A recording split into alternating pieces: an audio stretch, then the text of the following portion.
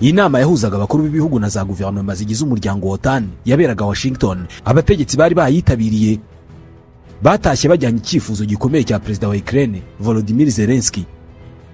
Yarababwiye ati nimukureho imbogamizi zose zisigaye maze mutwemerere dukoresha imbunda mwaduhaye turase ku butaka bw'Uburusiya aho ibisasu birasa muri Ukraine bituruka. Intambara yo muri Ukraine niyo yari ingingo nyamukuru ku bakuru b'ibihugu na za guverinoma 32 zigize umuryango wa OTAN. Baganiraga ku byo bashobora gukora byose ngo bafashe Ukraine gutsinda iyi ntambara irwanamo n'Uburusiya. Ubushakashatsi bwakozwe n'akanama k'ubumwe bw'ibihugu by'Uburayi gashinzwe ububanyi n'amahanga bwakorewe mu bihugu 15 by'Uburayi, 13 muri ibyo bihugu bikaba ari abanyamuryango ba OTAN. Bwagaragaje ko ibi bihugu bishyigikiye ko inkunga yo kohereza intwaro nyinshi muri Ukraine ikwiye gukomeza. Ariko ibi bihugu byanagaragaje icyizere gike ko Ukraine ishobora gutsinda Uburusiya muri iyi ntambara. Birasa naho abatuye ibi bihugu bavuga bati nibyo dukomeze dufashe tunashyigikire Ukraine, ariko gutsinda intambara kwayo biri kure cyane. Ibihugu byagaragaje ko gukomeza guha intwaro Ukraine ari igitekerezo cyiza birimo Estonia, aho 74% mu babajijwe muri iki gihugu bavuze ko rwose OTAN ikwiye gukomeza guha Ukraine intwaro n'amafaranga. Abandi bashyigikiye iki gitekerezo ku bwinshi ni Abanyaswede n'Abanyapolonye.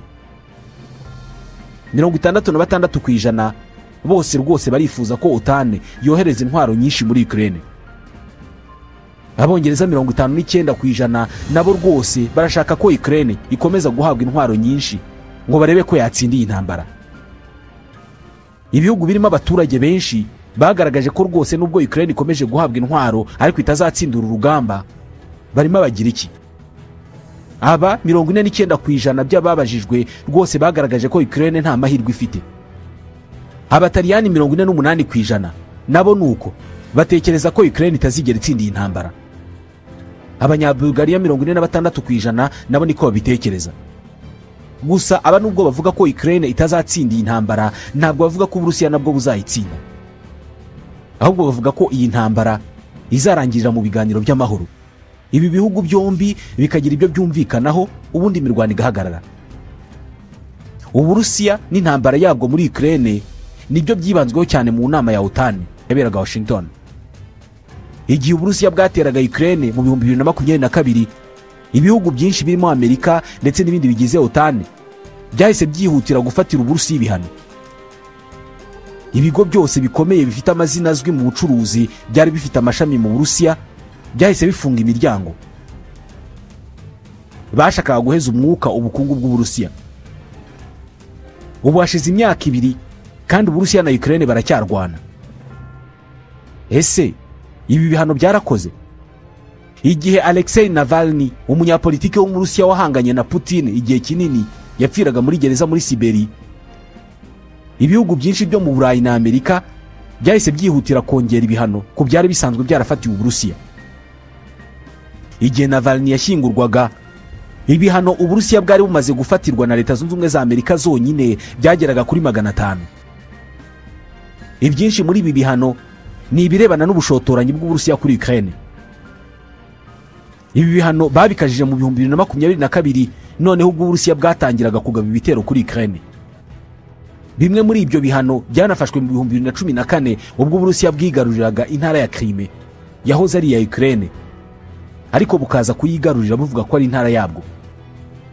Muri ibi bihano hari na kimwe cyakoze koko kikababaza Uburusiya ku buryo bushobora gutekereza ku bikorwa byabwo byo kurasa Ukraine. Nibyo ubwato bugezweho bw'abaherwe bafasha Putin gutegeka igihugu bwarafatiriwe. Nibyo bagiziriho miliyoni nyinshi z'amadolari z'abategetsi b'Uburusiya n'abaherwe bafasha Putin gutegeka zarafatiriwe. Ubucuruzi bwinjizaga miliyoni z'amadolari i Moscow burahagarikwa n'ibindi byinshi. Ibi byose byakozwe bigamije ko ingaruka zigera ku bukungu bw'Uburusiya, maze Abarusiya nabo bakongera gutekereza ku ntambara Vladimir Putin yatangije muri Ukraine, bakaba banamukuraho icyizere cyangwa se bakamushyiraho igitutu iyo ntambara akayihagarika. Niba ibi bihano byari bigamije gutuma kurwana intambara ku Burusiya bigorana, ahubwo noneho habayeho ikinyuranyo kubera ko imibare iragaragaza ko ubukungu bushingiye ku ntambara mu Burusiya bwazamutse cyane. n'ubu kandi ngo niko bikimeze. Hari amashusho aherutse kwerekanwa na Al Jazeera agaragaza imirongo miremire y'amakamyo yikoreye ibicuruzwa byabujijwe kwinjizwa mu Burusiya kubera ko byaturukaga mu Burayi n'ubundi birimo kwinjira. Ayo mashusho rwose agaragaza ayo makamyo arimo kwinjiza ibyo bicuruzwa, kandi ni vuba. Ibicuruzwa by'ikoranabuhanga nk'ibikorwa na Apple biracyaboneka cyane mu Burusiya ndetse no ku mbuga zicururizwaho ziboneka mu Burusiya. Abarusiya bakuriweho isoko ryo kuri internet rya Amazon, ariko bifitiye Yandex Market. Iri ngiri riracyabonekaho ibicuruzwa byinshi Abarusiya bafungiwe na Amerika n'Uburayi. Haracyari kompanyi zirenga 1500 zirimo n'izizwi cyane zo mu Burayi na Amerika zigicuruza ibicuruzwa by'Abanyamerika n'Abanyaburayi mu Burusiya.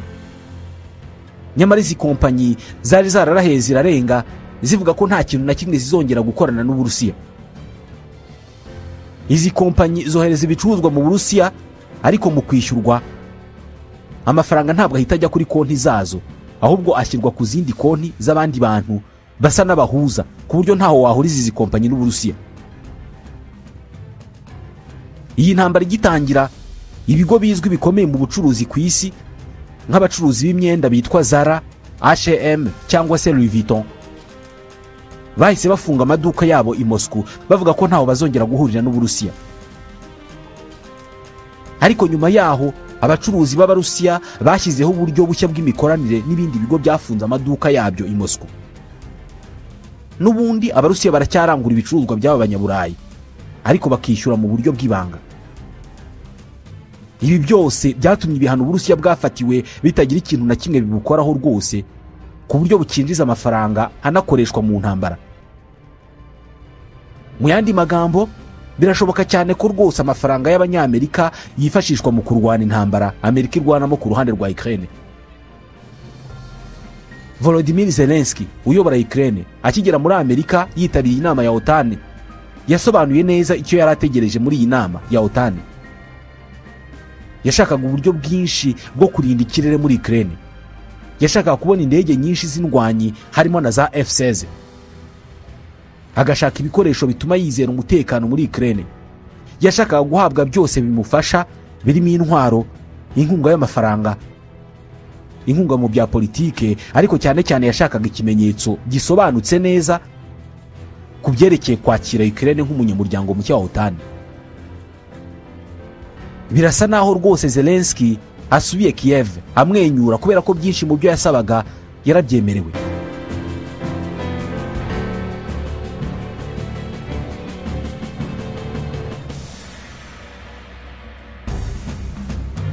Iyi nama yatangarijwemo ko Ukraine iri mu nzira idasubira inyuma yo kuba umunyamuryango wa OTAN. Ni mu gihe Perezida Putin yigeze kuvuga ko umunsi ibingibi bizabaho, iyi ntambara barwana ishobora kuzaba iya gatatu y'isi. Iyi nama yanizihirijwemo imyaka 75 OTAN imaze, yakiriwe na Perezida Joe Biden watangiye avuga ko abizi neza ko Putin adashobora gusubira inyuma ku rugamba, ariko ko ubufatanye bwa OTAN buzashyigikira Ukraine kugeza itsinzi y'intambara. Yanahise kandi atangaza indi nkunga y'uburyo bw'ubwirinzi mu bya gisirikare Amerika, Ubudage, Ubutaliyani, Romania ndetse n'Ubuholandi bagiye guha Ukraine mu mezi ari imbere. Ubuyobozi bwa Biden bwanahise bushyira ahagaragara akayabo gashya ka miliyoni 225 z'amadolari y'inkunga bagiye kohereza muri Ukraine. Iyi nkunga kandi iri mu bwoko bw'ikibunda cya rutura gikoresha ikoranabuhanga mu gufata ibisasu byoherezwa mu kirere cya Ukraine. Ni ikibunda bise MIM-104 Patriot. Perezida wa Ukraine yahise avuga ko ubufasha bushya bwa gisirikare bahawe na Amerika bugiye gufasha Ukraine kurwanya iterabwoba ry'Uburusiya. Ku rubuga rwa X, Zelensky yashimye cyane ubuyobozi bwa Biden, abadepite bo muri Amerika ndetse n'abaturage ba Amerika ku nkunga ikomeye cyane bahaye abanya-Ukraine. Ati twese hamwe dufatanije tugiye kurokora ubuzima bw'abaturage bacu.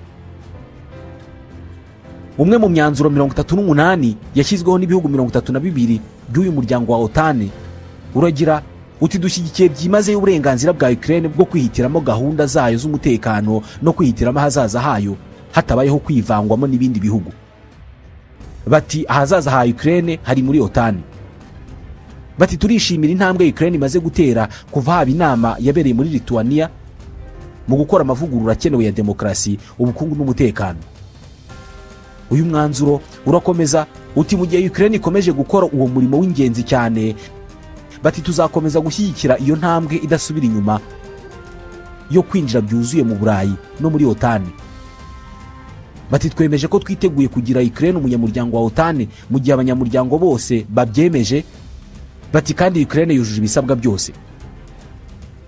Uyu mwanzuro uraha icyizere Ukraine kubera ko nko mu nama ya OTAN yabaye mu kwezi kwa karindwi k'umwaka ushize, Ukraine yari yabwiwe ko ifite byinshi cyane byo gukora kugira ngo yemererwe kwinjira muri uyu muryango. Ni ibintu bitashimishije Perezida Zelensky, avuga ko yashutswe agakomeza intambara none akaba arimo gutereranwa n'abanyaburayi. Abateraniye muri iyi nama ntabwo bigeze bagaragaza neza igihe Ukraine izinjirizwa muri OTAN burundu. Gusa bemeranije gukomeza kuyifasha, ndetse haherutse no gushyirwaho ambasaderi wa OTAN muri Ukraine uzafasha mu gukomeza guhuza ibikorwa by'uyu muryango na Ukraine mu gihe Ukraine itaraba umunyamuryango. Perezida Putin akomeje kuyobora urugamba na Ukraine, ndetse kuva mu myaka irenga 2 y'intambara ishize ntabwo yigeze asubira inyuma. Uyu mugabo aherutse no gushyirwaho impapuro zo kumuta muri yombi n'urukiko mpuzamahanga mpanabyaha. Gusa ntabwo byamubujije gukomeza gukora ingendo mu mahanga. Aherutse muri Vietnam no muri Korea ya Ruguru. Aherutse kuvuga ko Ukraine umunsi zemererwa kujya muri OTAN, intambara izaba ihinduye isura kubera ko Uburusiya buzaba butangiye kurwana na OTAN yose. Ibi bikomeje gutera impungenge ko iyi ntambara igiye gufata indi sura, ko intambara ya gatatu y'isi igiye gutangizwa n'Uburusiya. Uburusiya busanzwe bufite igisirikare gikomeye, kongeraho n'abafatanyabikorwa babwo barimo Korea ya Ruguru, Ubushinwa n'ibindi bihugu bitandukanye. Iyi nama yari n'umwanya mwiza kuri Perezida Biden wo kugaragaza ko afite ingufu zo gukomeza kuyobora Leta Zunze Ubumwe za Amerika, nyuma y'uko akomeje gusabwa guhagarika ibikorwa byo kwiyamamaza kubera intege nke ziterwa n'izabukuru. Gukomeza kuyobora Amerika kwa Biden bifite igisobanuro kinini ku banyamuryango ba OTAN, kubera ko barashaka Biden cyane kurusha Trump wagaragaje ko ashobora gukura Amerika muri OTAN. Ku musozo w'iyi nama, Bwana Biden yahise agirana ikiganiro n'itangazamakuru. Muri icyo kiganiro ntabwo yari kubura kugaragaza uburyo ari umukozi w'igitangaza kurusha uwo bahanganye, Trump. Ubwo yatangizaga icyo kiganiro yaragize ati muri iyi minsi mike nagize akazi kenshi kari kuri gahunda zari ziteganijwe. Ati muri icyo gihe Trump yari hehe? Yahise anisubiza ati birumvikana, Trump yarimo yikinira golf. Iyi nama ya OTAN isa niyari yatumijwe kugira ngo bavuge kuri Ukraine, kandi koko bayivuzeho, kuko bemeye ko Ukraine yatangiye inzira idasubira inyuma igana ku kuba umunyamuryango wa OTAN, kandi ibi biri hafi. Nyuma yaho hazakurikiraho iki? Ese koko hagiye kuba intambara ya gatatu y'isi?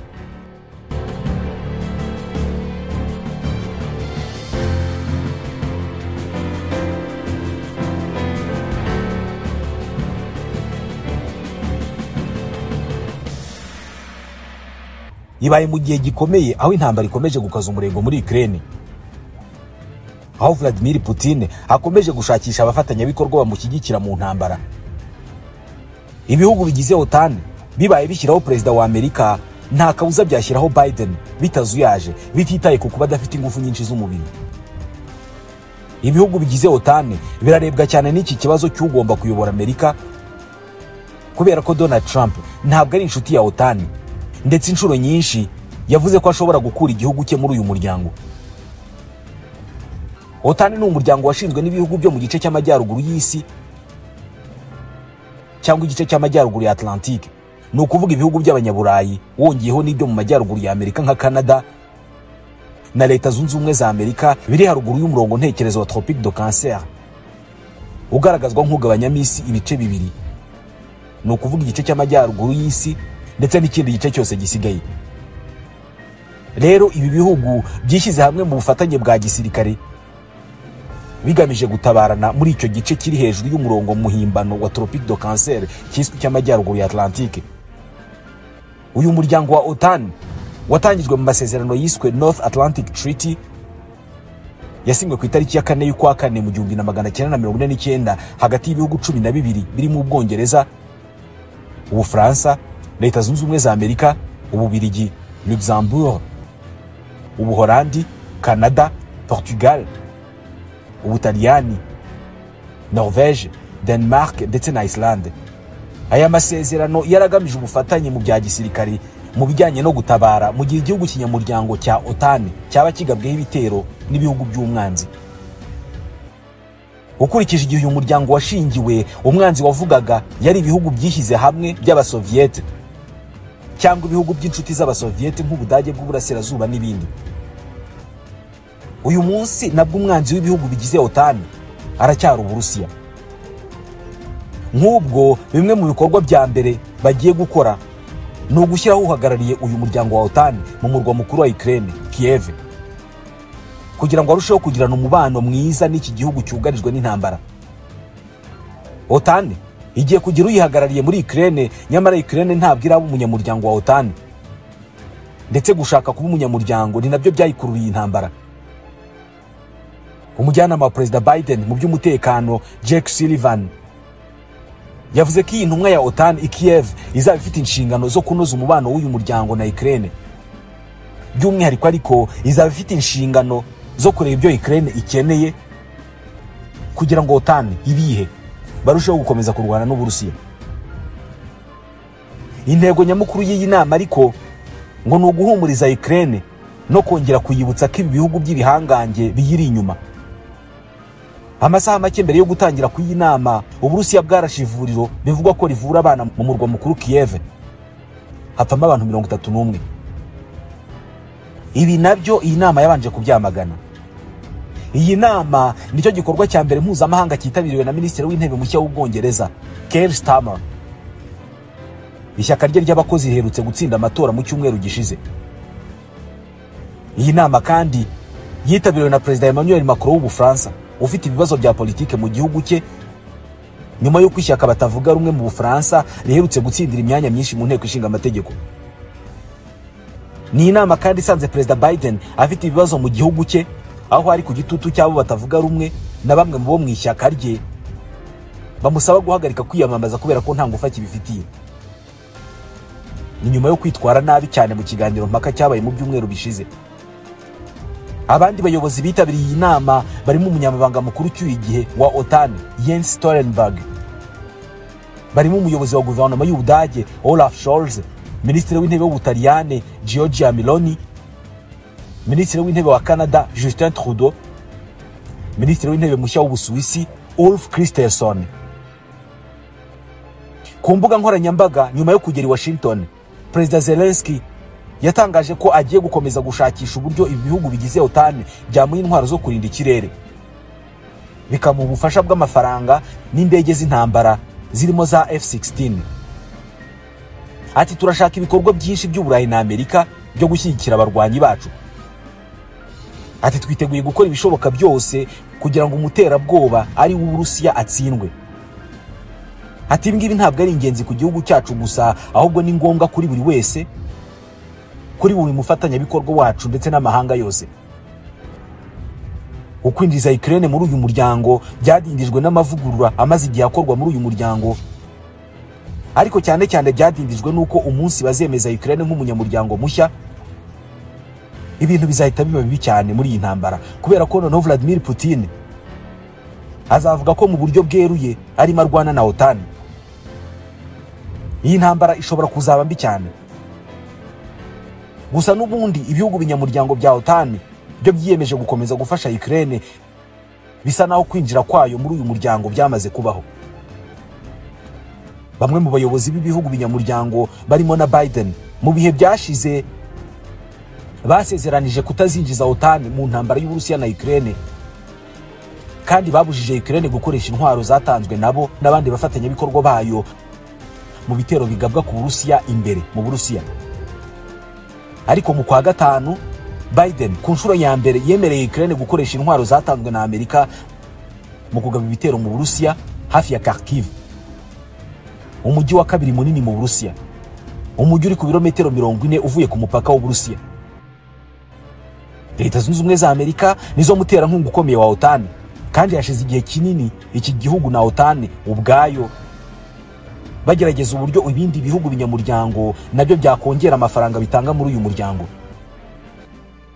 Kuva mu 2014 ibi bihugu byagerageje gusaba buri gihugu kinyamuryango kujya gitanga nibura 2% by'ingengo y'imari igenerwa igisirikare. Iyi 2% igashyirwa muri OTAN. Amerika ivuga ko ibihugu 23 muri OTAN bitanga aya mafaranga, nyamara yatangwaga n'ibihugu 9 byonyine mu 2021. Ubu ijisho ry'ibihugu byose muri iyi nama riri ku bihugu bitarabasha gutanga aya mafaranga. By'umwihariko barareba ikijisho Canada, kubera ko nicyo gihugu gikize kiri mu bitarabasha gutanga uwo musanzu.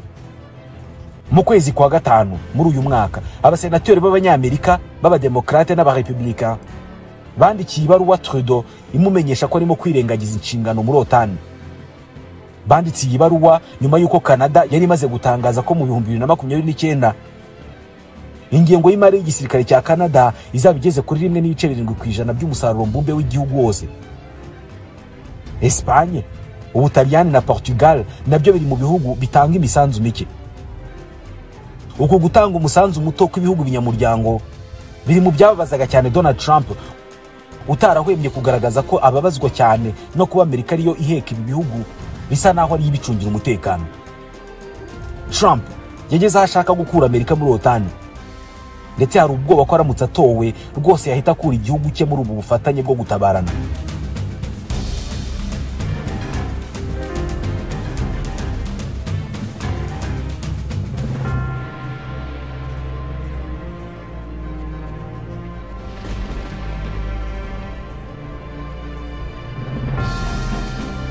OTAN kandi birashaka kwizeza abafatanyabikorwa bayo bo muri Aziya Pacifique barimo Australia, Ubuyapani na Korea y'Epfo ko inkunga igamije kubashyigikira mu kurwanya Ubushinwa iteganijwe rwose.